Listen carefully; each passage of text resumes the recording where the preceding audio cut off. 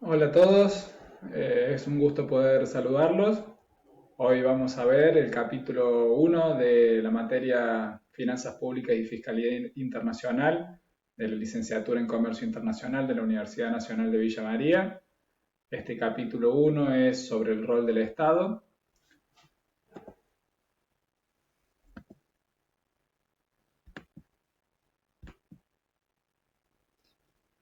Como para dar una introducción a lo que es la materia o cuáles son los objetivos que persigue esta materia, principalmente es que ustedes se lleven cuál es la razón o el porqué de la intervención del Estado en una economía de mercado, que es una cuestión que está permanentemente en debate en la sociedad, en los medios de comunicación. Esto de más mercado, más Estado, menos Estado, ¿para qué interviene el Estado? Por otra, por otra parte, si la intervención del Estado puede perjudicar o favorecer a los habitantes, a las empresas de un país, cómo pueden organizarse las actividades que lleva a cabo el gobierno con eficiencia y también respecto a criterios de equidad,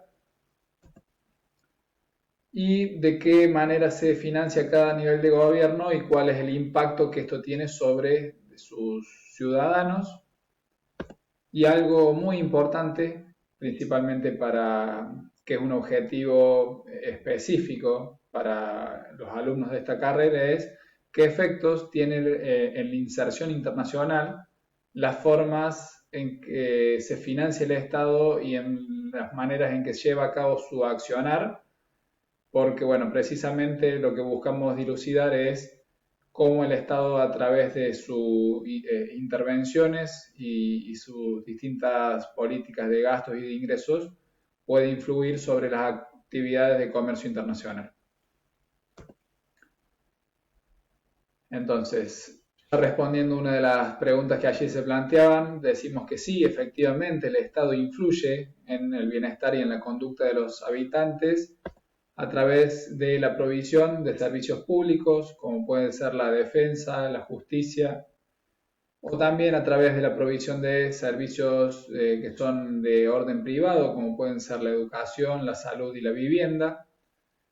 Eh, Esto más allá de que el Estado lo haga a través de empresas públicas, a través de regulaciones o a través de la contratación o tercerización de estos procesos en empresas del sector privado, pero luego ellos se encarguen de la distribución o provisión de esos bienes.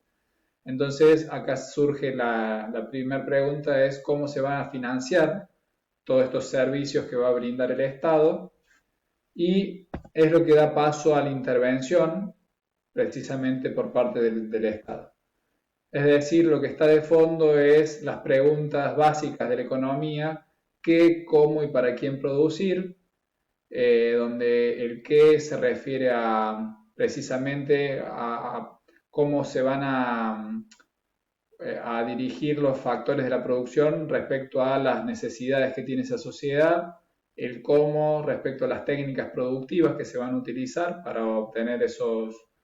bienes que se hayan determinado, y para quién se refiere la cuestión distributiva, algo no menor, en un debate que hoy está más presente que nunca. Bueno, aquí pueden ver una definición, si se quiere, teórica respecto a cuál es el objeto de estudio de las finanzas públicas. ¿Sí? Lo que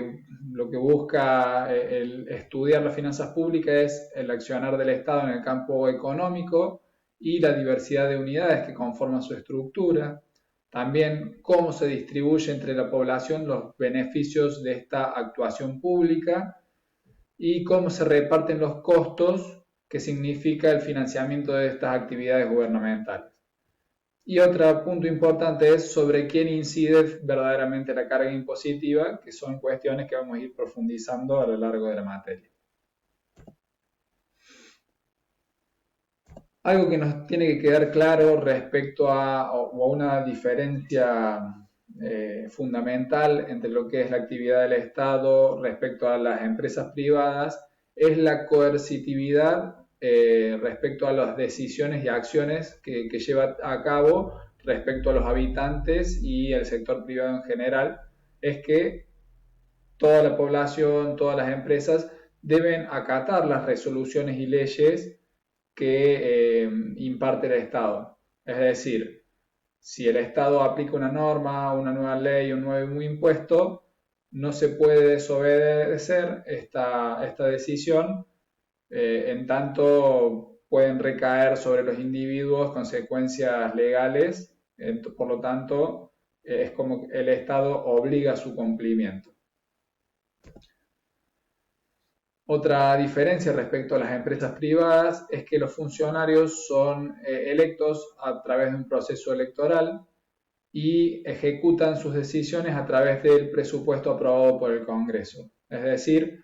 las decisiones del sector público son de carácter político, mientras que las decisiones del sector privado pasan por una cuestión de maximizar su utilidad o por lo menos obtener una utilidad.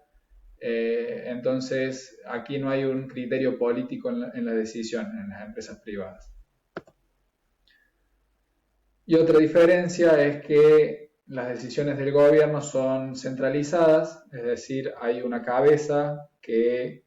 decide o imparte una norma que luego el resto de las bases tienen que cumplir, si bien obviamente hay todo un mecanismo de elaboración de esas leyes y mecanismos de consulta, es inverso al proceso descentralizado de la economía de mercado, donde las decisiones son coordinadas de manera descentralizada mediante la acción de una gran cantidad de individuos que están demandando u ofertando sus productos,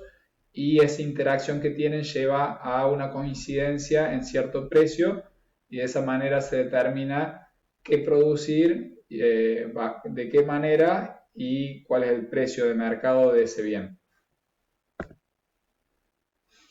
Respecto a la composición del Estado, ustedes pueden ver en pantalla un esquema, un diagrama de cómo se conforma el sector público argentino. Vemos que hay una primera división de los tres niveles de gobierno: el gobierno nacional, el gobierno provincial y los gobiernos municipales. Dentro de cada uno de esos se abre un árbol tal cual ustedes ven que se abre para el sector del gobierno nacional. Y luego tenemos una distinción muy común, que es el sector público no financiero y el sector público financiero. Cuando hablamos del sector público financiero nos referimos a autoridades que regulan toda la parte monetaria y crediticia, como puede ser el Banco Central, el Banco de la Nación de Argentina, Banco Hipotecario, es decir, distintas instituciones o entidades donde el gobierno tiene participación mayoritaria. Y también luego dentro del sector público no financiero podemos distinguir distintos actores o instituciones, como pueden ser empresas y sociedades del Estado, es lo que se llaman las empresas mixtas, los fondos fiduciarios o propiamente la administración nacional, donde distinguimos la administración central, organismos descentralizados, instituciones de la seguridad social. Hay cuatro grandes objetivos en lo que es la política presupuestaria que estudian las finanzas públicas, que es la asignación de recursos, la redistribución de ingresos, el objetivo u objetivos más modernos relacionados a la estabilización y crecimiento económico, y un cuarto objetivo propio de las economías latinoamericanas, si se quiere, o de otras economías en vías de desarrollo, que es el equilibrio externo, es decir, evitar los desequilibrios de la balanza de pagos. Estos últimos dos objetivos se los puede unificar porque están en consonancia y se requiere una coordinación entre las políticas fiscales, monetarias, crediticias y cambiarias para poder lograr cumplir estos objetivos de manera exitosa. Dentro de lo que es la función asignativa, decimos que hay determinados bienes que por su naturaleza no pueden ser provistos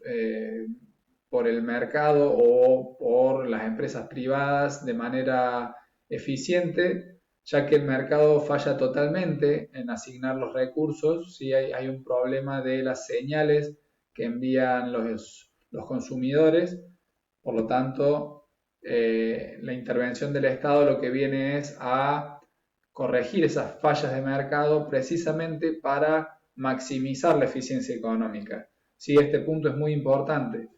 Tradicionalmente se acusa al Estado de ser ineficiente en su accionar. Sin embargo, en este caso lo que sucede es que el mercado no puede asignar de manera eficiente los recursos y necesita de una acción por parte del Estado para corregir esas fallas de mercado. Entonces, esta es la principal razón, si se quiere, del porqué de la intervención del Estado en la economía. Podemos distinguir distintos casos que se presentan. Por ejemplo, la provisión de bienes públicos puros, bienes mixtos, bienes preferentes, cuando existen fallas en la competencia, como puede ser un mercado monopólico, oligopólico, monopsónico, o fallas en información, es lo que tradicionalmente se escucha como información asimétrica, cuando las partes no tienen la misma, cuando dos partes en una operación no tienen la misma cantidad o calidad de información respecto a lo que están transaccionando, se dan estos casos, o también el problema del riesgo moral, que bueno, también ya lo vamos a profundizar. En cuanto a la provisión de bienes públicos puros, decíamos o remarcábamos que el sector privado no los puede proveer en forma eficiente, sobre todo porque en este tipo de bienes los beneficios llegan en magnitudes idénticas a toda la sociedad, más allá de que la persona esté dispuesta o no a realizar el pago por su adquisición, o mejor dicho, para apropiarse de los beneficios que reporta este bien, o si puede o no pagarlo. Entre las características decimos que son bienes de consumo conjunto. Esto significa que hay ausencia de rivalidad en el consumo, es decir, si yo consumo más o menos de este bien, no va a afectar la disponibilidad para otra persona, como sí puede suceder en los bienes privados, donde si yo me apropio de un bien, ese bien deja de estar disponible para otra persona.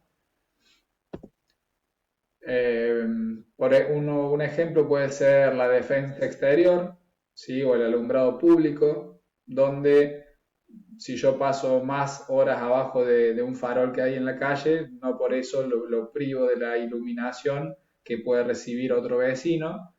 respecto a, o la diferencia con, no sé, la carne que voy a comprar a la carnicería, donde ese corte de carne va a dejar de estar disponible para otra persona si yo voy y lo compro. Sí puede ocurrir un problema de congestión, por ejemplo, en la justicia, si se acumulan los expedientes de distintos casos y se demoran las resoluciones, es un servicio público, puede suceder que la calidad del servicio se vea disminuida, o también en las rutas puede que se produzca un problema de una sobresaturación de automóviles circulando, por eso se le llama el problema de congestión.